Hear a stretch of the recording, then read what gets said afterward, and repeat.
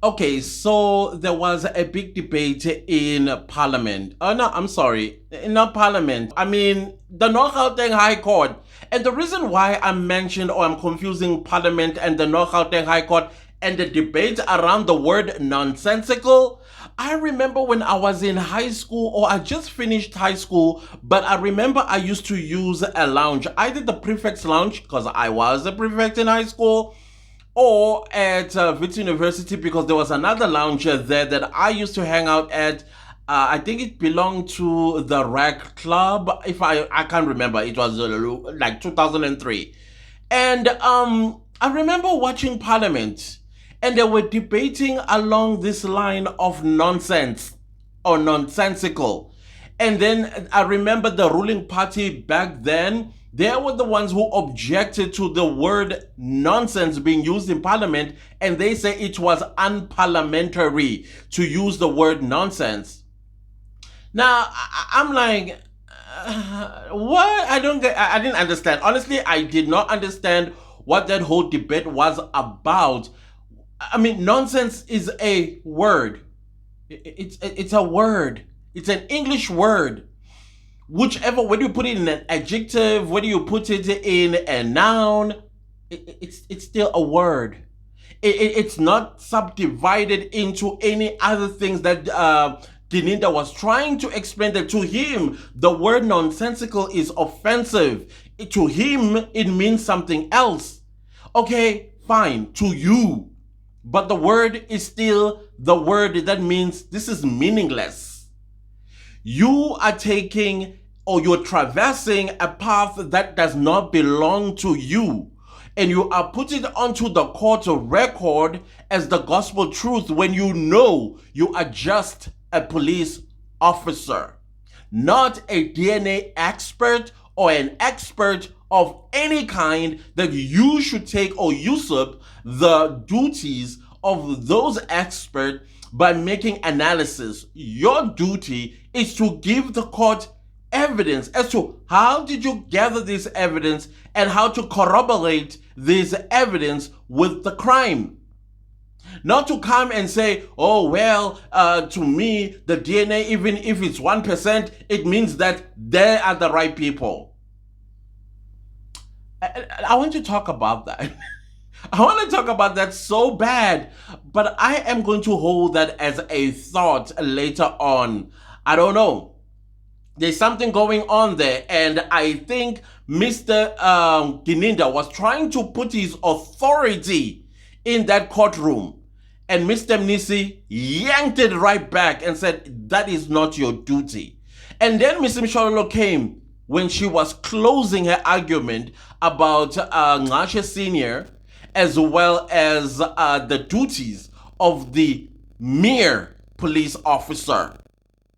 You're just a police officer. That's how Miss Mshololo left him. And of course, it could not have sat well with Gininda, because I'm picking up a lot of we caught her like a cat, prideful.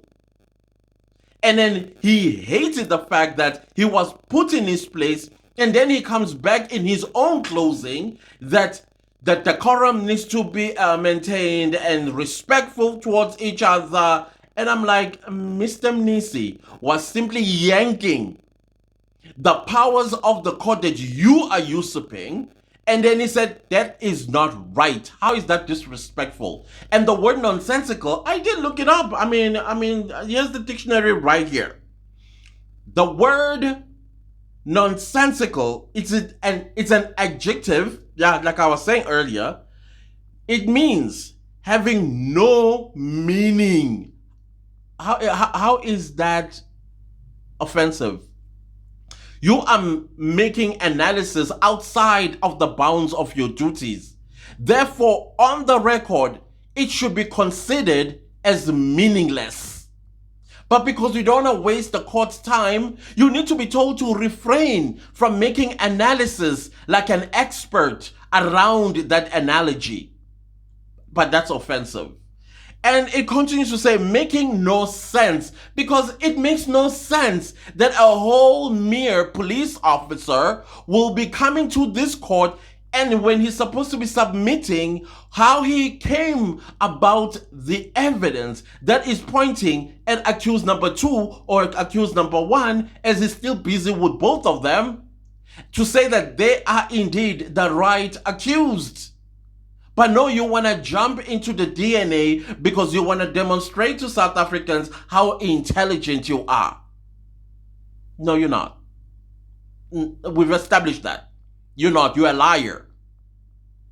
And then it continues to say, a sentence now is being given as an example. A nonsensical argument. Simple and plain. We've been in debates before. And I have been in debates before. And in the debates, some people who were opposing what I was saying, they would say nonsensical. And then the worst part, which I think that's the one you should take an offense, when you are putting an argument before you and somebody who opposes your point says rubbish. You know, if Mr. Mnisi said rubbish, I would say, Mr. Gininda, you actually do have a right to be offended, because the word rubbish, all of us know what it means. But if you are traversing on a path that does not belong to you, that is a nonsense. That's nonsensical. It's meaningless. It doesn't mean anything. And it should be expunged from the court records. How is that offensive? Whichever way you interpret this, you can interpret it in a township style where you say, nonsense. This is a court of law where you need to speak English, because English in a court of law, indeed, it is subject to interpretation. But how do you interpret nonsense, nonsensical, meaningless, doesn't mean a thing, into an offense or offensive? You were just trying to wag the dog, and yet you are the tail wagging the dog. You are trying to remind everybody in that courtroom, I'm the boss. You must know that I'm in control. And Mr. Mnisi, because he's not afraid of you, jumped and is yanking you and say, no, you cannot, as a tail, be wagging at the dog. And then he takes offense and said, let's treat each other with respect. Hey, respect. And then the second part, which I think it's a little bit more harsher, but still means the same thing. It's not offensive. It says, ridiculously impractical. You are a police officer, and you ridiculously, impractically getting into the DNA expertise. Is that offensive? Are you not a police officer? When did you do DNA analogy studies? I'm afraid to know. And then the last part is, ill-advised. It looks like you really do, like a cat, pride. And now you think your words are the true words that you are going to table. Other people, no, that's offensive. You ill-advised yourself about the path you took in court by jumping into DNA analogy. You were supposed to come to court and tell us where did that bullet was found, how is it linked to the gun, and how the two accused are linked to that bullet. What are you doing in the DNA? Who asked for your opinion? That even if it's 1% or 0.011%, who asked you? How is that sensible? As a police officer, mere police officer, I'm sorry to the other police officers, I'm sure you understand what I'm trying to do. You are not mere. You are police officers, you did your thing. But it's just that some of y'all need to be put in their place, especially when they develop pride, misguided pride. Because listen, there was the cleaning of the crime scene. Why clean the crime scene after intruders? Don't you want the truth to come out by leaving the crime scene as is?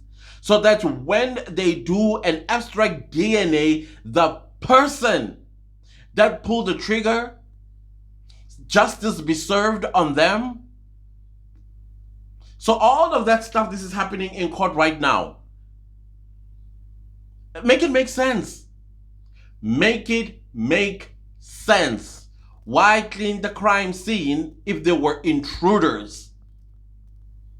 Why leave the crime scene if there were intruders? Come on. The dreads, the gold tooth, the tattoo, where are they? Where? Oh, I see the dreads, you can change that. But the tattoo, from what I understand about the tattoo, is permanent. Even when you try to go and erase it with a laser, laser beam, the scar is still there. Secondly, the gold tooth, there will be tracks of it. Maybe a discoloring of the tooth, showing that indeed there was something on it that is artificial. Where are those evidence? Now we are talking about Murray, who said, oh, Ntanzi was not at work on this particular day. It was Ntanzi who gave this date of the 26th of October, 2014. It was in the news. Everybody knows that. If you ask me what I was doing in 2014 on the 26th of October, I may not necessarily remember what I was doing, but I know where I was. I used to have a small little business as a like an extra stream of income. I used to guard houses. Yeah, that's another business idea, guys. We're going to talk about it for the December content. Just to give you guys ideas on things, because I want to plug y'all. I want you guys to make money. I used to make 34,000 Rand a month because of that business. We'll talk about it when we talk about the business segment for the December content, because the court is going to close. What are we going to talk about? So instead, let me influence you to start businesses and also start a stream of income for 2025. We'll talk about that. I was there. I remember when I heard the news, I had woken up and I was sitting in front of, in fact, on it's not a veranda, because, you know, houses in Umhlanga, they don't have verandas. They have these patios that is overlooking the ocean. And I still remember on this particular day of the 27th, this ship that was so close to the shore, I was like, is everything okay? I remember that. It was the 26th of October 2014. So obviously, with all that is going on in the news and the dates and the times and what, I, as Ntanzi, I would have said, yeah, I remember what I was doing on the 26th of October 2014. Now it's you who's going to go and do that investigations to find out if indeed, I remember very well, it was an orange ship that was too close to the shore. You can go and check it out. If those things are indeed traceable.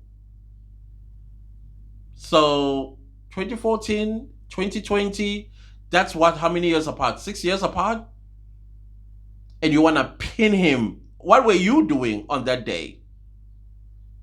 Anyways, guys, I don't know. The charade continues. It's a total joke that is going on in Judge Ratta's courtroom. And I think he's aware. I think I caught him this time around. He's aware. Judge Ratta is aware. And it was quite surprising to see him quiet without arguing with Advocate Timnisi, when Advocate Timnisi was taking back the court's power, that Judge Ratta, who says, oh, well, as a judge or as a presiding officer, it's my duty to analyze what's been submitted, but your powers right now are being usurped by Geninda. And now 2 advocates had to jump for you and take them back. All because he feels like a boss. Nonsensical. Nonsense. Anyways, guys, let's see each other a little bit later. Now it is lunch break, or is it long adjournment as they call it. Let's hear the rest of the nonsense that is going to be said on that stand. Nonsense. Ciao.